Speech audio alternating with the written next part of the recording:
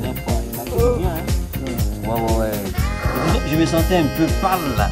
Et quand je l'ai siroté au deuxième tour, le pipeau, ça m'a remis d'aplomb. Ah non. Et ton thé, il est bon, ça je te félicite. Merci. Ouais, bonne arrivée, Dieudonné. Ça, tu es bien tombé, hein? C'est comment, Dieudonné? Oui, ça suit. Très bien. Prends place. Tu as quand même traîné aujourd'hui. Oui. Mais justement. Effectivement, parce que vous voyez, je suis venu avec un journal. J'ai dû faire le tour des kiosques parce que j'ai eu une information et j'ai voulu aller jusqu'à la source pour avoir l'information exacte.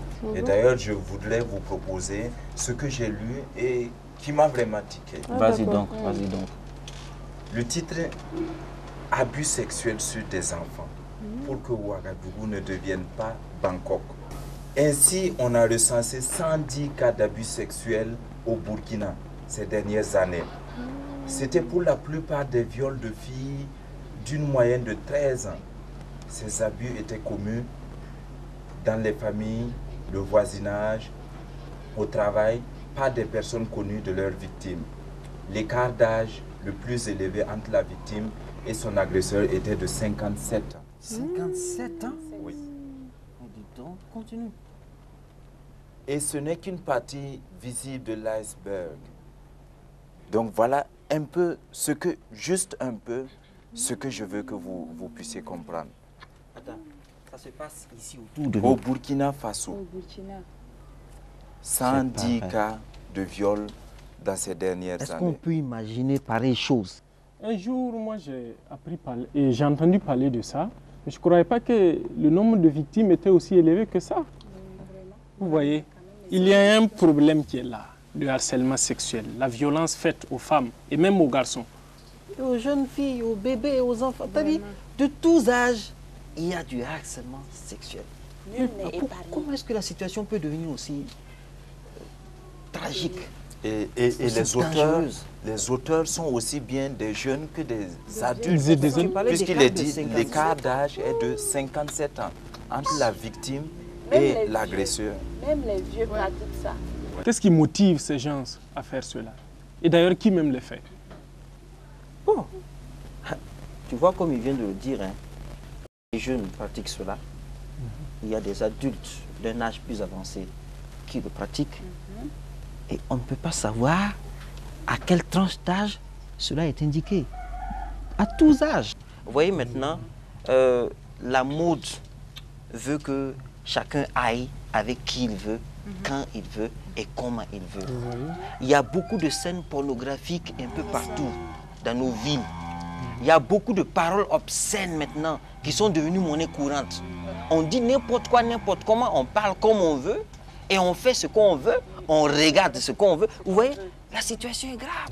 Mais il n'y a pas que les bébés qui sont victimes du harcèlement sexuel. Il y a aussi les fillettes dans les foyers. Par exemple, les bonnes, les filles, les serveuses qui sont à la maison, qui aident par exemple la dame pour le ménage. Il arrive souvent que le monsieur croit peut-être qu'il est... En fait, comme la fille, elle est là, on peut l'utiliser comme on veut, on peut s'en servir comme on veut, et même peut-être un enfant de la femme, quelque chose de ce genre. Et puis voilà, il s'adonne à un abus sexuel sur la fille. Et il y a aussi les filles qui vendent les oranges sur la tête, les bananes, et qui sillonnent les rues, qui vont de maison à maison pour présenter leurs marchandises aux gens. Ces filles-là aussi sont facilement victimes d'abus sexuels parce qu'elles ne savent rien, elles ne connaissent rien, en tout cas par rapport à la sexualité en général. Et les hommes mal intentionnés, de mauvaise conscience, peuvent entraîner ces jeunes filles-là dans ce problème que tu viens d'évoquer. Et il y a aussi les élèves et les étudiants qui sont victimes de ce harcèlement, soit avec leurs camarades étudiants ou élèves, soit avec leurs professeurs enseignants. Donc, il y a aussi ceux qui sont, les gens qui sont dans la rue, mais il y a aussi ceux qui sont éclairés, qui ont étudié et qui sont encore dans cette situation. On peut, dans un premier temps, limiter ce qu'on regarde. Mais à partir du moment où on intériorise quelque chose, on ne peut plus contrôler cet effet-là en nous. C'est ce qui pousse certaines personnes, après avoir regardé une image à la télé, soit inconsciemment ou non, à vouloir, à un certain moment, il y a une réaction en la personne et il agit sans se contrôler. Ça, c'est vrai. Bon, à ce propos, on a été dans la rue, on a interviewé les gens par rapport à la violence, au harcèlement sexuel, à l'inceste. Et je vous invite à suivre avec moi. Il y a des personnes qui sont tarées au point de vue sentiment. Alors, ce sont ces personnes-là qui ont la propension de mener ce genre d'actes. Donc, harceler sexuellement à tel point que, bon, une grossesse indésirée peut survenir. Puisque si le garçon maîtrise une fille qui est incapable avec une arme ou autre chose, ben, il fait ce qu'il veut, spécialement. Et alors la fille, ben, si ça tombe mal sur sa période, ben, elle va prendre une grossesse indésirée. Bon, l'action sociale, des sections comme ça, essaie de lutter contre ça.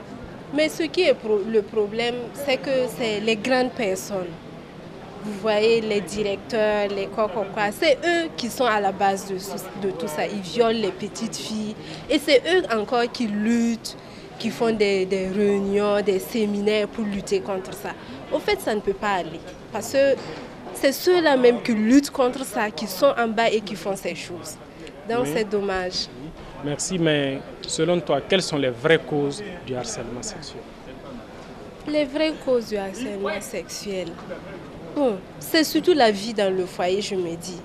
Quand le côté de la sexualité, quand c'est pas bien géré, imaginons qu'un monsieur descend du travail, il a envie de faire l'amour avec madame et puis c'est des histoires, soit madame n'a pas le temps ou bien elle n'a pas du tout envie de rester avec son mari. Bon. Le monsieur, quand il sort et puis il voit les petites filles de nos jours qui s'habillent bizarrement, bon, il est tenté par ça quoi. Et finalement, on appelle les enfants dans les bureaux, c'est dans les coins bizarres et c'est comme ça. On ne peut pas admettre qu'une fille qui vient au cours soit vraiment habillée de façon à distraire le professeur. Bon, quand même, elles font tout pour arriver en retard, tout ça, ça distrait le professeur. Et lorsque le professeur lui fait la cour, il commence à lui faire du chantage, on trouve que c'est de l'harcèlement sexuel. Mais souvent aussi, c'est l'habillement qui provoque. On n'a pas besoin forcément de mettre une violence. L'habillement aussi peut provoquer l'harcèlement sexuel. J'ai vu que j'étais un témoin oculaire, une fille qui a été victime d'un viol. Elle dit, ce viol-là, pourquoi bon, elle était dans une tenue vraiment qui n'était pas décente. Voilà. Et il y a un jeune qui passait, il a vu ça. C'est que ça l'a mis dans tous ses états, il n'a pas pu s'empêcher. Et voilà. Voilà, c'est arrivé. Donc, et moi, je me dis que ce jeune-là, puisque après, on l'a fait passer à la justice pour le juger pour acte de viol, mais moi, je me dis que lui, il n'est pas condamnable. Ben, si ça aurait été moi le président du tribunal, il serait acquitté immédiatement. Ce n'est pas de sa faute, c'est la fille qui l'a tenté. Voilà. Prime abord, vous avez des personnes qui physiquement attirent, ça, qu'on le veut ou pas, c'est clair quoi. Maintenant, on va s'asseoir devant une fille qui a les seins bombés devant, et les cuisses dehors, tout, bon. C'est obligé de faire des c'est pas obligé, ok. Mais, s'il y a des approches, c'est-à-dire tout de suite, il y a des petites relations, vous savez, l'être humain, c'est qu'il est. Et un homme aussi, il faut reconnaître quoi qu'on veut. Bon, on peut ne pas être attiré physiquement, là, il n'y a pas de problème. Mais si physiquement on est attiré, bon, on ne peut pas supporter ça. Souvent, en fait, ils veulent provoquer. Elles ont l'intention de provoquer. Mais pas, il arrive que ce ne soit pas celui qu'on a l'intention de provoquer qui nous aborde. Voilà pourquoi on peut parler justement de harcèlement sexuel. Mais il y a aussi des cas où des jeunes filles ignorantes veulent simplement être à la mode. Il y a leurs camarades qui leur disent, écoute, cette robe-là, elle est bien si tu la portes, mais vraiment tu es à la mode. Elles ne savent pas qu'il y a des dangers qui peuvent subvenir. Et elle porte ça parce que simplement ses amis portent, ou simplement parce qu'on lui a dit que c'est une robe à la mode. Bien que ça fasse voir les parties sensibles de son corps, pour elle, elle n'est pas consciente que c'est ça le problème. Pour elle, elle a porté une robe à la mode. Et elle marche dans la rue, elle déambule tout bonnement, elle se dit qu'elle est bien à la mode. Et pendant qu'elle déambule, il y a des regards qui s'affichent. Et c'est comme ça que le danger vient. L'ignorance est l'un des points fondamentaux. Ça, c'est vrai. Oui, là-dessus, j'avais interrogé une femme qui s'occupe d'une ONG en fait, qui lutte contre les violences faites aux femmes, Madame Dakouré.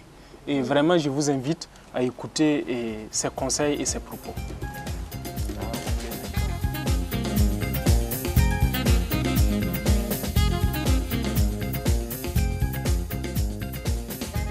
Qu'est-ce que c'est que le harcèlement sexuel?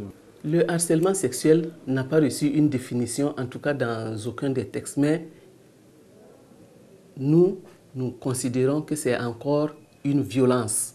Une violence dans la mesure où il s'agit d'une personne qui cherche à imposer au moins des contacts physiques avec une victime que généralement nous considérons comme étant la femme, et donc en abusant de son autorité, autorité morale, autorité financière, autorité administrative, etc. Donc il s'agit de contacts au moins physiques, ça aussi ça peut aller parfois jusqu'au viol. L'inceste est une violence sur les femmes, et cette violence-là peut même aller jusqu'au viol, dans la mesure où ce sont des rapports qui vont être imposés à la victime, qui souvent est en très bas âge. Les problèmes psychologiques peuvent surgir vis-à-vis de l'auteur de l'inceste et d'une manière générale dans la vie sexuelle et sociale de cette victime-là. Mais aussi, ça peut aboutir à des grossesses, parce que s'il y a eu un viol, la victime n'ayant pas été préparée à prendre des précautions, il peut s'en suivre une grossesse. Et si cette grossesse va jusqu'à son terme, nous allons nous retrouver dans la société avec des enfants qui sont les enfants parfois de leur grand-père qui a été l'auteur de ce viol-là, ou de leur oncle, puisqu'il peut s'agir aussi du frère de la victime. Et certaines personnes pensent qu'ils peuvent être guéris du sida en ayant des rapports sexuels avec une fille vierge. Violer une personne pour se guérir d'une maladie sans se poser la question de savoir comment cette victime-là, à son tour, pourra se soigner de cette maladie, je ne sais pas comment on peut qualifier cela. Non seulement ce n'est pas vrai, mais si c'était vrai, il faut se demander, bon, moi je vais me soigner en ayant des rapports sexuels avec elle, mais elle, comment elle va faire pour se soigner? On ne répond pas à cette question. Ça revient encore à dire que la femme, à la limite, on ne la considère pas comme une personne, c'est une chose qu'on peut dominer, qu'on peut posséder quand on le veut, sans chercher à savoir les conséquences. Moi, je crois que le plus important, c'est l'information et l'information juste. Si on arrive à faire comprendre à chaque élément de la société comment cette maladie se transmet, donc par l'information, la sensibilisation, je crois qu'on aura beaucoup fait. Parce que jusqu'à présent, les choses n'évoluent pas tout à fait comme on l'espère, parce que les gens ne sont pas entièrement convaincus, en tout cas, tout le monde n'est pas convaincu que la maladie se transmet par les voies sexuelles, les voies sanguines. Le manque d'information fait qu'on aboutit à des situations dramatiques telles que le cas du viol des jeunes filles, soi-disant pour se soigner.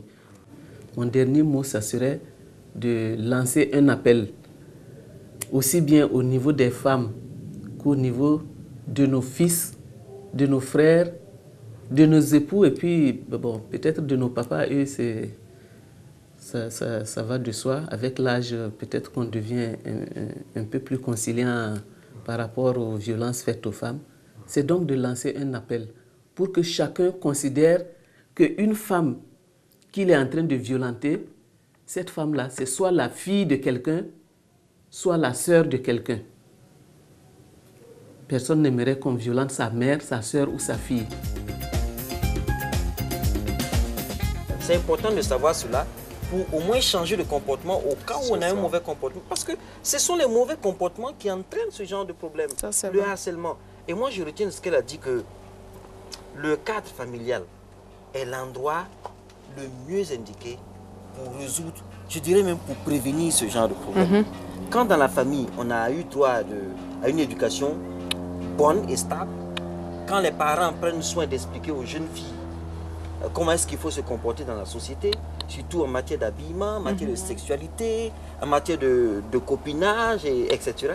Quand dans la famille, on a reçu l'information juste de papa et de maman, je pense qu'on est armé pour pouvoir se comporter mieux dans la rue et même en classe. Oui, Jacques.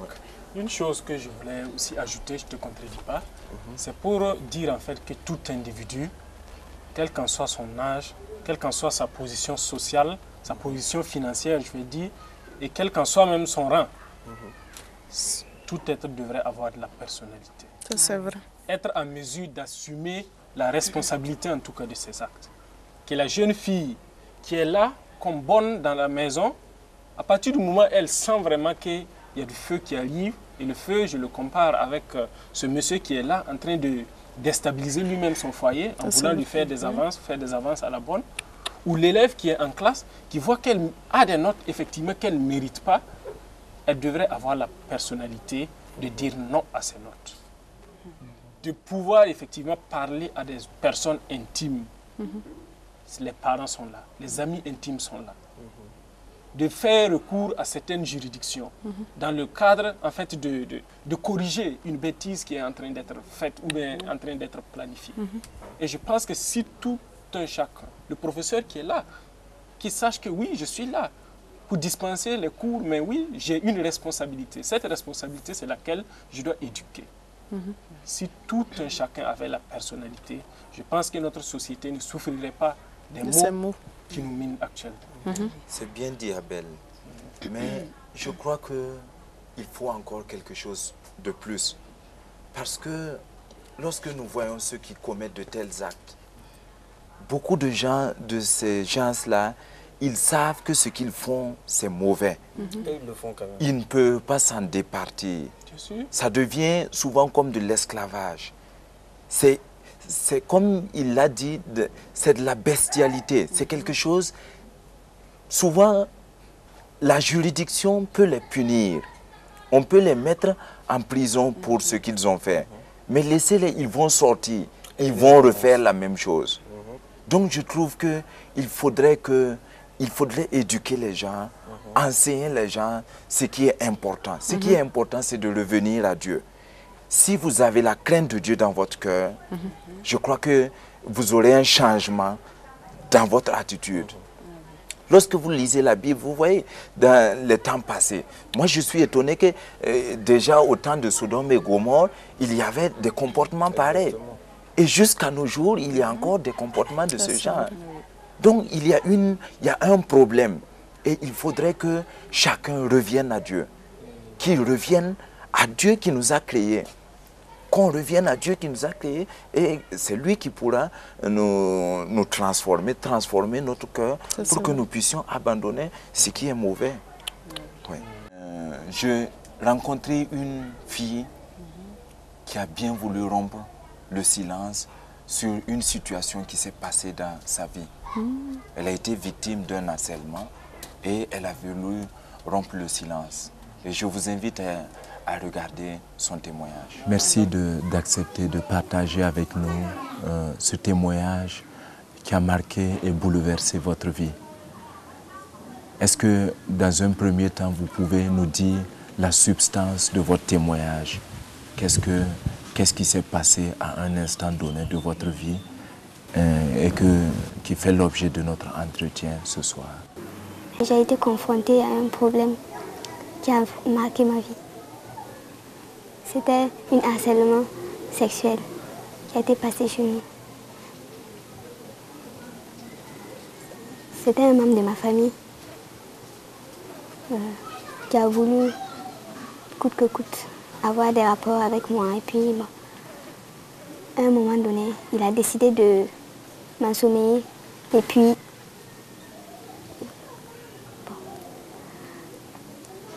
atteindre son but. Ainsi, un jour, il m'a assommé et je ne me suis pas rendu compte de ce qui s'est passé. Et c'était le lendemain que je me suis rendu compte maintenant que ça n'allait pas. Et 1 mois plus tard, je me suis rendu compte que je suis tombée enceinte. Et ça m'a beaucoup touchée. Et puis je ne savais pas comment raconter ça à ma famille. Compte tenu que ma famille était chrétienne. C'est après que l'auteur de l'acte est parti et s'est enfui, un membre de la famille a pris la responsabilité de me prendre en charge et puis faire l'avortement. Oui, si ça s'est passé avec beaucoup de difficultés. Des difficultés parce que vraiment j'allais perdre la vie. Parce que j'étais sans conscience. Et puis vraiment ça a été catastrophique. Et compte tenu de ma faiblesse, compte tenu de mon âge aussi, ça m'a beaucoup pénalisée. Et puis en voyant le sang et puis en voyant beaucoup de trucs, ça m'a beaucoup bouleversée. Et puis vraiment ça m'a fait trop mal. Quand je me suis retrouvée enceinte, ça m'a trop marquée, ça m'a trop bouleversée. Et je me demandais vraiment quoi faire. Mais compte tenu aussi de la décision de la famille, je n'étais pas du tout d'accord, mais je n'avais pas aussi le choix parce que j'étais encore petite. Je me suis sentie triste d'avoir commis cet acte. Parce qu'un jour, j'ai vu dans la Bible que c'était offensé de faire un avortement. Je me suis sentie vraiment triste, mais grâce à la Bible, je me suis un peu remonté le moral et grâce au conseil des frères, ça m'a beaucoup aidé. Comme tout individu, j'ai été dans le découragement total, mais je me suis rendu compte que ce n'était pas nécessaire de rester tout le temps dans le découragement. J'ai prié et j'ai demandé à Dieu de me pardonner. Il m'a accordé une certaine joie qui m'a beaucoup aidé. Je n'ai pas pu m'opposer à ce qui s'est passé.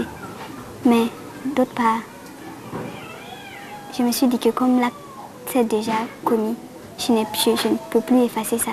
Mais je crois que j'ai prié et j'ai demandé à Dieu de m'aider et d'effacer ça de ma vie. Et pour que je puisse encore le louer comme avant, être dans son assemblée. Est-ce que vous avez un appel à lancer à l'endroit des filles comme vous qui seraient tombées dans une situation pareille? L'avortement n'est pas une solution. Même si la famille va se révolter contre toi. Parce que je dis ça parce que premièrement, il y a la vie que tu peux perdre à ce moment. Et puis, il y a le péché que tu as commis. Et puis, pour effacer ça de ta vie, c'est vraiment difficile. Je ne crois pas que c'est la solution. L'avortement n'est pas une solution. Quel que soit ce qui s'est passé, je voudrais demander à tous ceux qui ont passé dans le même problème que moi de reprendre courage et de demander pardon à Dieu. Dieu a toujours pardonné. Et ils auront une paix vraiment qui est une paix véritable.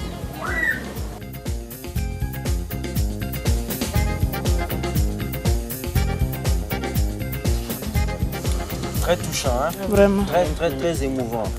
Et actuellement, elle est sûre et consciente que Dieu lui a pardonné. Jésus nous dit, venez à moi, vous tous qui êtes chargés, et je vous donnerai du repos. La fatigue, Dieu seul peut donner du repos. Ça, c'est vrai. Et on invite effectivement les mêmes filles qui sont, et des filles qui sont victimes de ne pas garder le silence, comme Dieu donné l'a souligné. En restant dans le silence, c'est très chose. Parce que c'est commis en famille. Le harcèlement sexuel est fait dans une famille. Et la plupart du temps, comme c'est une question de famille, les gens veulent cacher parce que c'est une honte. Et je pense que d'une part, il faudrait amener les gens à dénoncer, à dévoiler certaines choses pour pouvoir les arrêter. Ça, c'est vrai. Parce que tant qu'on garde les choses dans le secret, on ne pourra pas... Ce qui se fait dans le secret, qui voit? Si quelqu'un ne voit pas, qui va combattre? Personne. Personne. Et d'une autre part, je pense que pour pouvoir favoriser cette rupture du silence-là, il faudrait que dans la société, il y ait quand même un système de sécurité. Parce qu'il ne suffit pas de dénoncer, de rompre le silence. Mais si je vais rompre le silence, dire quelque chose qui s'est passé dans ma famille, pour me retrouver dehors, à la porte, je vais me taire. Donc il faudrait qu'il y ait quelque chose qui soit fait dans ce sens. Si je dénonce, si je dis quelque chose dans le but d'arrêter, que je puisse au moins m'assurer de ma sécurité. Ça, et ce qui m'a beaucoup touchée dans le témoignage de cette jeune fille, c'est qu'elle a l'assurance d'être pardonnée. Et vraiment, je me dis, elle a la conscience tranquille maintenant. Elle a dit qu'elle a eu du mal à supporter ces multiples conséquences. Et actuellement, elle a la conscience tranquille. La vie bascule très facilement. On devient aigri. On devient souvent même muet, on ne parle plus, on ne veut pas parler, on ne veut pas que quelqu'un sache. Mais dès qu'on commence à sortir de ce problème, on est libéré. Et pour se libérer, il faut en parler. Et pour en parler, il faut être informé. Et c'est comme tu disais, il faut qu'on donne l'information juste aux gens pour que ceux qui peuvent éviter ce problème-là à temps le fassent avant que ce soit trop tard. Ok, à tout à l'heure. Bon, merci. Mais qui m'accompagne de tout ça? Mais tu... Ok, je pense que j'ai... Attends. Ah, j'ai quelque chose à te raconter.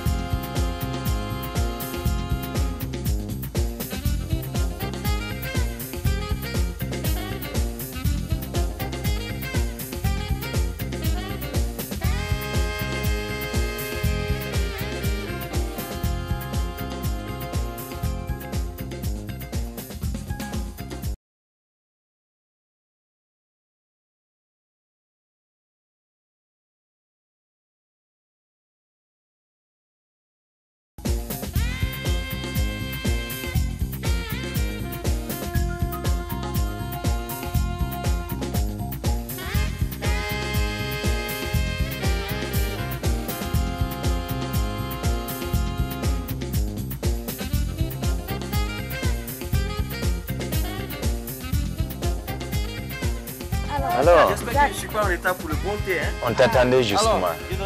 Oui, ça va bien. Oui, on était en train de voir même si on ne peut pas prendre des cours avec lui. Vraiment. Parce que pour finir, Mais vous savez, je suis content de vous retrouver parce que j'ai une préoccupation, un problème là qui me fatigue et je me suis dit que dès que je vais retrouver mes amis, il faut que j'en parle.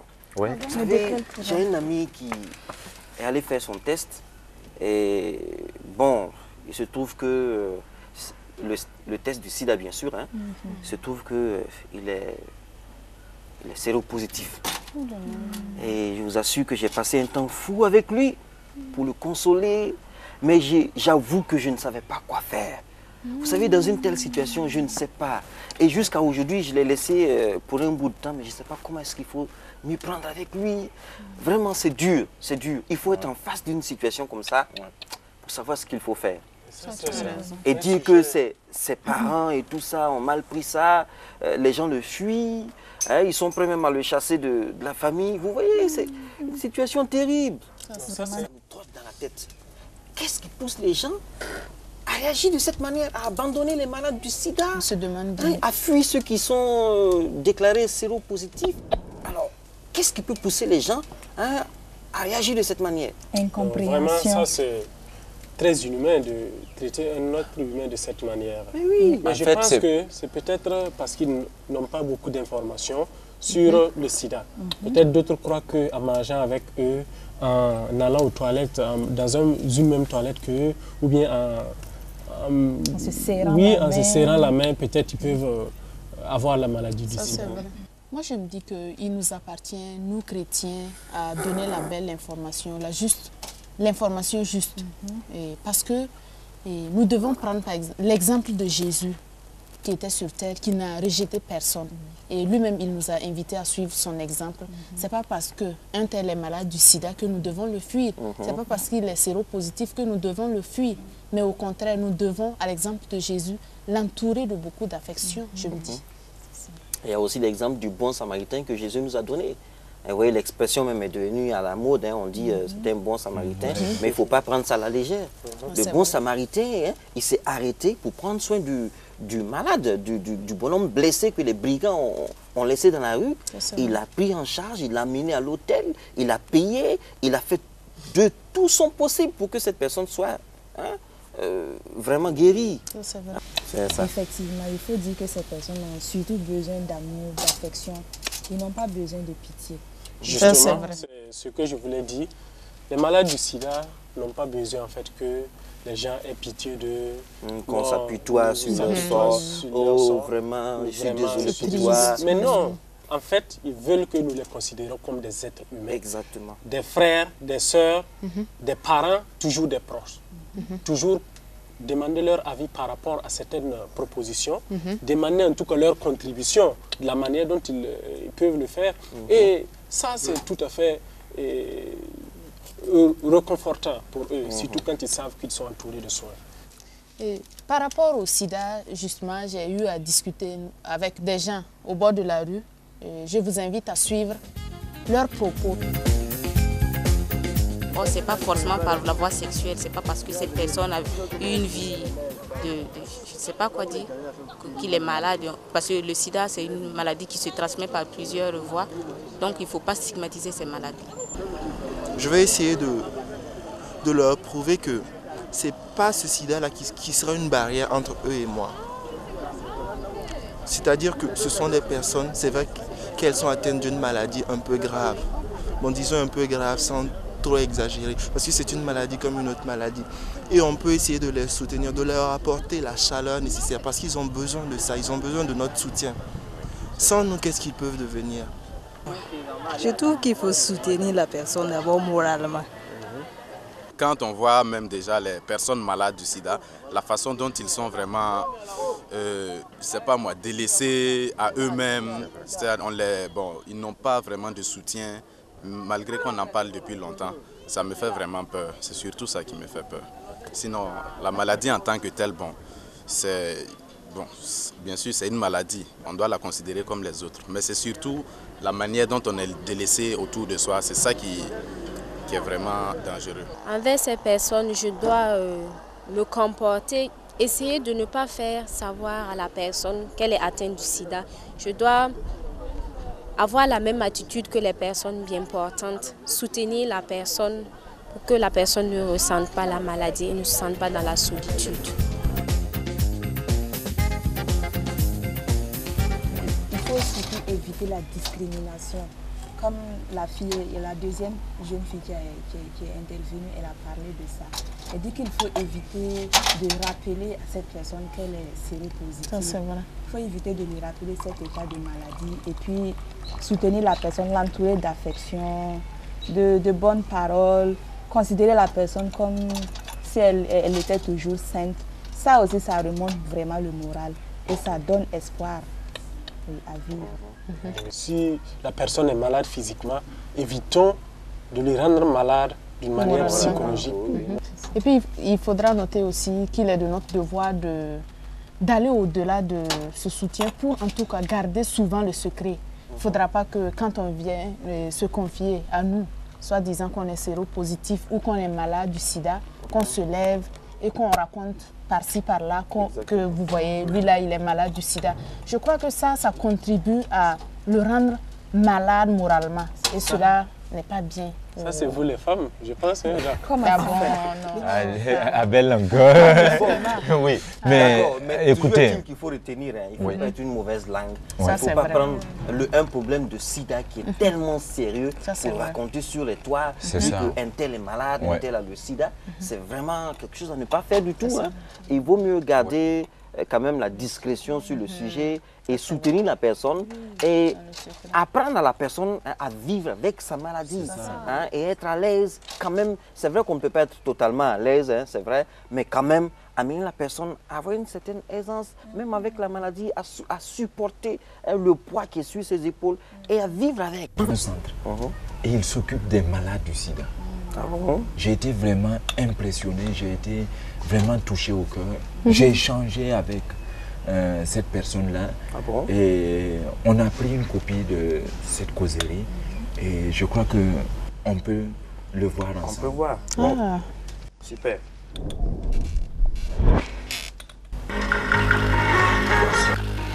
Bonsoir. Est-ce que vous pouvez nous présenter votre association?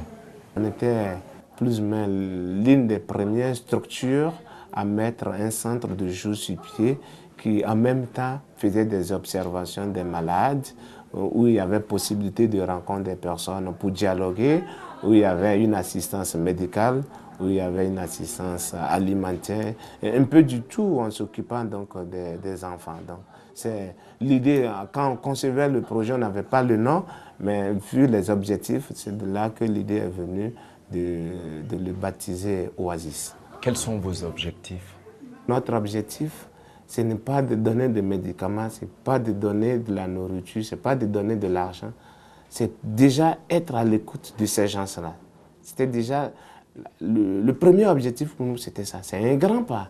Savoir que quelqu'un est à votre écoute dans une situation similaire, ça réconforte davantage. Quelle fut votre motivation à la création du centre Oasis? Notre motivation personnelle, c'est parce que on avait des amis, des proches et même des membres de l'association qui étaient infectés.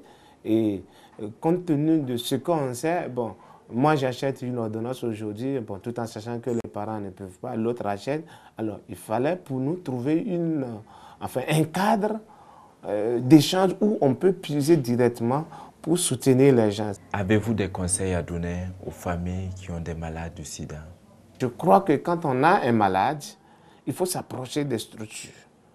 Même si on ne veut pas aller dans une association, l'idéal c'est d'approcher une structure de santé. Ah, moi je soupçonne mon frère, il est ça, il a ça, ou bien ma femme, mais j'aimerais bien m'occuper de lui. Qu'est-ce qu'il faut faire? Moi personnellement, en tant que conseiller, je pense que le dépistage n'a que des avantages. Le dépistage volontaire a des inconvénients lorsque le pré-test, le post-test et l'annonce ont été mal faits. Quand c'est bien fait, quelqu'un qui est réticent, il ne faut pas l'encourager à faire son test. Mais par contre, quelqu'un qui a une préoccupation, en tant que conseiller, vous avez le droit et le devoir de l'accompagner à savoir. Non seulement la personne est venue volontairement et a une préoccupation, ou bien a eu des comportements à risque, ou bien vous avez le droit en tant que conseiller d'accompagner cette personne, de l'aider, quel que soit le problème qui se pose. Psychologiquement, la personne n'est pas préparée, donnez-lui un autre rendez-vous. Aidez cette personne à savoir s'assurer parce qu'elle a une préoccupation. Quel peut être le rôle des familles, des personnes malades du sida? Le rôle des parents des malades actuellement, des parents des malades, enfin des personnes infectées, c'est que bon, ils ont pour obligation de s'occuper de leurs parents. Ça, c'est la moindre des choses. On pense que quand on donne le médicament, on a résolu le problème des malades. Non, on n'a pas résolu le problème des malades. On prend pas c'est comme je l'ai dit, on ne prend pas les médicaments ventre vide. Donc, il y a toute une richesse en matière de repas qu'on a ici sur le plan local. Il faut que les gens prennent conscience que ça n'arrive pas qu'aux autres. On est tous concernés par le VIH et qu'on a une certaine responsabilité, bon, je dirais morale et sociale en même temps, d'assister, même si ce n'est pas financièrement, parce que actuellement, un malade HIV+, n'a pas forcément besoin de médicaments d'abord. Ce qui fait la dégradation de l'état de santé des personnes vivant avec le VIH, c'est le rejet. Il faut que les gens soient de plus en plus tolérants envers les femmes victimes du VIH.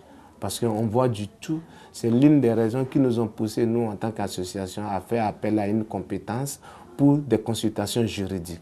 Les femmes sont spoliées, ce n'est pas normal. Les femmes sont chassées et même encore, on retire tous les enfants, on les renvoie chez leurs parents comme des chiennes. Vraiment, ce sont des choses déplorables. Actuellement, ce sont des traitements inhumains qu'on inflige à ces femmes.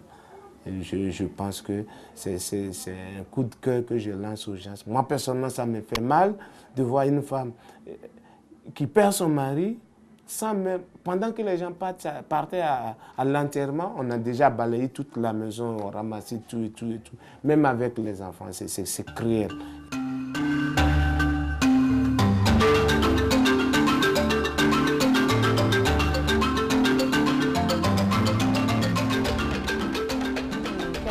retenu mon attention dans son intervention, c'est par rapport au fait que les femmes souvent sont rejetées, sont bannies après le décès de leur mari. Et souvent même on retire leurs enfants et on les laisse seuls, on les chasse. Et ce qui m'a touchée, c'est qu'il a invité ceux qui commettent de tels actes à faire beaucoup attention, parce que souvent, c'est pas qu'on cherche la maladie. Souvent même, rien ne prouve que c'est la femme qui a amené la maladie. Et je crois que si nous faisons comme ça, nous portons un fardeau sur ces femmes qui sont peut-être innocentes. Et aussi, il est de notre devoir d'écouter, par exemple, les enfants qui ont perdu leurs parents par le sida. Et ils ont déjà une charge, la perte des parents, et ils ont besoin vraiment d'affection, et ils ont besoin qu'on les écoute et qu'on leur permette de s'exprimer. Oui, ça, moi je me dis qu'on rencontre surtout ces genres de discrimination entre les enfants là, dans les écoles. Mais moi je me dis que cela dépend de ce que les parents racontent à ces enfants par rapport à la maladie du sida. C'est pas bon de trop dramatiser cette maladie au point même de raconter à ses enfants de fuir tel enfant parce qu'il a perdu ses parents. Ce n'est vraiment pas bon, une bonne chose. Marginaliser une bonne dame qui a perdu ses parents, de lui enlever ses enfants. Imaginez, même selon la justice humaine, c'est une aberration, c'est quelque chose qui est à bannir. Et souvent, il y a des hommes, des familles qui assimilent le sida à de la sorcellerie. Une femme qui perd son mari, on dit oui, c'est elle qui a mangé son mari en sorcellerie, et c'est rentré par-ci, c'est sorti par-là, et bon, tous ces discours-là sur le spirituel. Et ça fait qu'il y a des femmes qui en pâtissent. Et il faut que les gens soient suffisamment informés, qu'on arrête de faire souffrir les veuves et les orphelins du sida. C'est vraiment peut-être même une loi, et il faut peut-être une réglementation pour ça, pour que les femmes, les veuves et les orphelins du sida soient protégés contre de telles pensées, des pratiques de ce genre. Comme Dieudonné, moi aussi j'ai eu un entretien avec un psychologue qui travaille dans une association de prise en charge des personnes malades du sida. Et l'association c'est la Bergerie Compassion. Je vais vous inviter à suivre ce qu'il a eu à dire. Le thé il est bon, hein?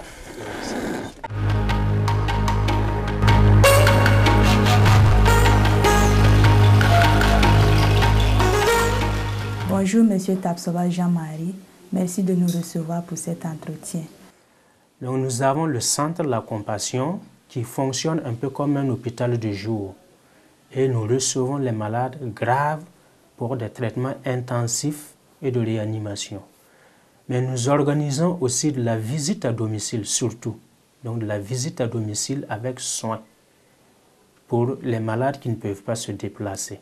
Donc il y a des équipes qui sont composées d'accompagnants communautaires qui ne sont pas forcément de la santé, mais qui sont composées également d'infirmiers et qui font régulièrement de la visite au moins 2 fois par semaine à chaque malade du sida et qui proposent à travers cette visite à domicile-là le soutien moral, les conseils d'hygiène et les soins des infections opportunistes.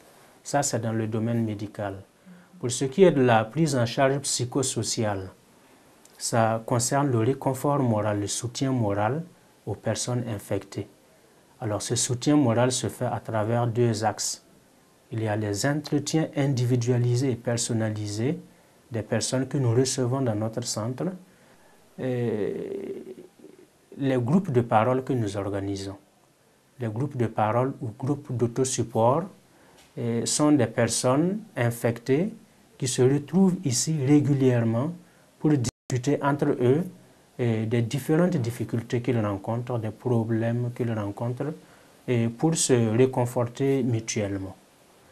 Et le soutien social se fait principalement à travers un soutien en matériel et en vivres, surtout aux veuves et aux orphelins du sida. Et il y a le soutien spirituel que nous organisons également à travers des groupes de prière, des intercessions individuelles et la distribution de documents de traités bibliques à ceux qui le désirent. Êtes-vous satisfait de votre travail? Nous sommes satisfaits dans la mesure où nous arrivons à répondre aux besoins des personnes infectées et affectées. Bien sûr que dans le domaine de la lutte contre le sida, il y a des déceptions, parce que nous accompagnons des gens qui sont appelés plus tard à mourir, parce que pour le moment, nous n'avons pas de traitement radical, et ça nous peine beaucoup. Mais le fait de pouvoir soulager la douleur de la personne, de pouvoir lui apporter un réconfort moral, un soutien spirituel, ça constitue pour nous beaucoup de satisfaction. Nous avons remarqué que les membres des familles avaient peur du malade. Mais là, c'est parce que les gens n'étaient pas suffisamment informés et sensibilisés sur la maladie, notamment sur ses voies de contamination. Mais avec les différentes campagnes de sensibilisation et avec l'éducation que nous introduisons dans les familles des personnes infectées, nous voyons maintenant que les gens n'ont plus peur et ils s'occupent du malade, en tout cas pour ce qui est des soins. Et donc il n'y a plus ce rejet, cette peur-là au niveau de la famille. Pour le moment, c'est des malades qui ne sont pas dépistés tôt. Ils sont dépistés le plus souvent en phase maladie ou en phase terminale. Alors il se trouve qu'ils ont déjà dilapidé beaucoup de ressources pour les soins. Nous avons remarqué que les membres des familles avaient peur du malade. Mais là, c'est parce que les gens n'étaient pas suffisamment informés et sensibilisés sur la maladie, notamment sur ses voies de contamination. Mais les différentes campagnes de sensibilisation et avec l'éducation que nous introduisons dans les familles des personnes infectées, nous voyons maintenant que les gens n'ont plus peur et ils s'occupent du malade, en tout cas pour ce qui est des soins. Et donc il n'y a plus ce rejet, cette peur-là au niveau de la famille. Pour le moment, c'est des malades qui ne sont pas dépistés tôt. Ils sont dépistés le plus souvent en phase maladie ou en phase terminale.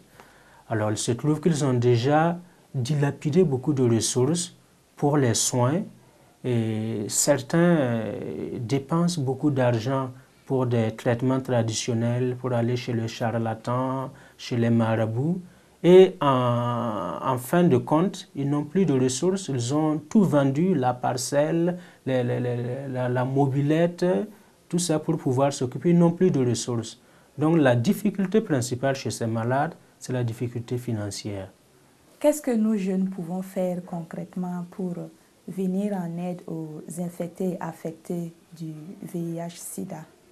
Ce que les jeunes peuvent faire à l'intention des personnes infectées et affectées, c'est la solidarité, c'est donner leur amour. Parce que ce que les personnes vivant avec le VIH ont besoin, ce n'est pas de la pitié, mais c'est plutôt de l'amour et de la solidarité.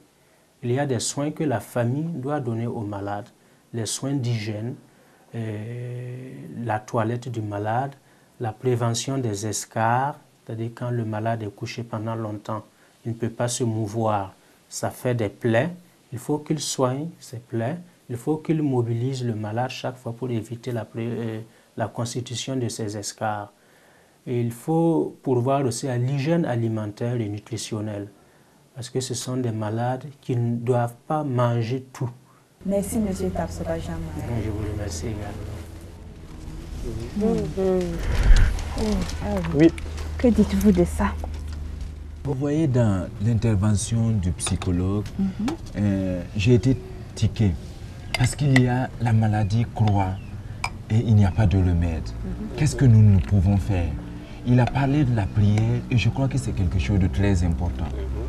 Nous devons nous engager dans la prière parce que Jésus, en son temps, il a guéri les malades.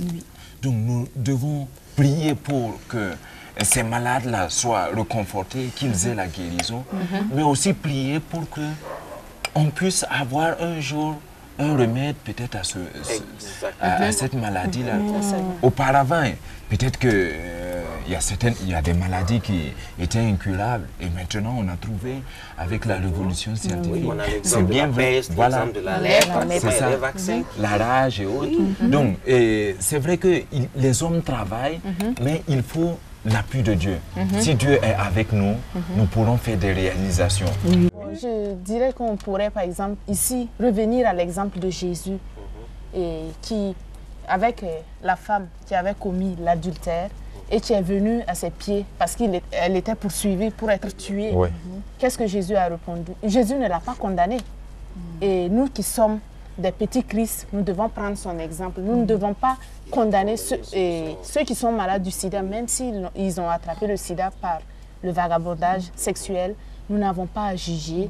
Nous avons seulement à manifester de la compassion et de l'amour, comme Jésus l'a fait à l'égard de cette femme et de cette prostituée, si je peux dire. Tu parlais tout de suite de guérison miraculeuse là. Ouais. Mais en effet, j'ai suivi en tout cas le témoignage de chrétiens d'Ouganda, mais c'est vraiment très édifiant. Parce que l'ONU-SIDA avait programmé qu'en 1997, à peu près le tiers de la population ougandaise allait être totalement décimée par le sida. C'était vraiment des chiffres très alarmants.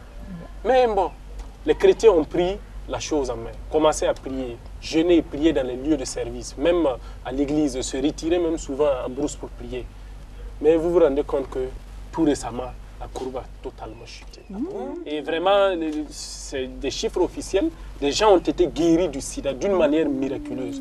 Oui, ils étaient malades, on a prié, ils sont repartis faire le test et voilà, ils trouvent qu'ils sont séronégatifs. Oui, et ça, c'est grâce à la prière. C'est grâce à la prière. Il faut souligner que la prière est vraiment très importante pour les personnes malades parce que déjà quand la personne est malade, elle est affaiblie moralement, psychologiquement. Elle n'a même plus la force pour prier. Donc, cela incombe aux personnes encore qui sont saines de prier pour intercéder auprès de Dieu pour ces personnes, afin que Dieu étende sa main. Et voilà, par la foi, Dieu a guéri ces personnes. Je pense que ce sont de très bons conseils pour moi, afin que je puisse être utile à mon ami. Et puis, il faudra se dire que c'est ça aussi, aimer la vie. C'est Quand on parle d'amour pour la vie, c'est pouvoir également soutenir l'autre, venir en aide aux personnes souffrantes. Nous faisons partie d'une communauté, la communauté humaine des hommes. Dire en fait que notre groupe est menacé tout simplement parce qu'il y a une maladie qui est là, qui est le sida. Chacun devrait poser sa pierre qui pourrait contribuer à la construction de l'édifice d'ensemble. Donc, et ça, d'autres, c'est la prière. Et surtout nous les chrétiens, nous devons prier pour cela. Ceux qui sont financièrement assez poussés, qui trouvent en tout cas qu'ils ont cette capacité de venir en aide financièrement aux malades du sida, puisque bon, la plupart, comme l'expert nous disait, ont vendu presque tout et n'ont plus rien. Pouvoir acheter certains médicaments pour les maladies opportunistes, pour eux. Et chacun pourrait contribuer de sa façon, d'autres moralement, d'autres psychologiquement, d'autres financièrement. Et c'est ainsi que nous pourrons tous ensemble, unis main à main, main dans la main, éradiquer cette maladie hors de notre planète. Alors Jacques, pour ton ami, déjà que tu as eu le contact avec lui, c'est déjà quelque chose de très important, parce qu'on a franchi la barrière de la peur. Et c'est ce qui, c'est déjà un pas important. Donc désormais, ce que tu peux faire, c'est vraiment de le mettre dans de bonnes conditions, qu'il ne se sente pas à l'écart. Je sais surtout comme tu es un beau parleur et je me dis qu'il pourra trouver du réconfort auprès de toi. N'est-ce pas les amis? Oui, oui. Et prochainement, quand tu iras, vraiment, il faut me faire signe. Justement, on pourrait lui rendre visite ensemble, quand vous voulez. Et on pourra même l'inviter à prendre le thé avec nous un jour. Pourquoi pas? Ou bien même organiser un pique-nique ensemble. Voilà. Je crois que ça...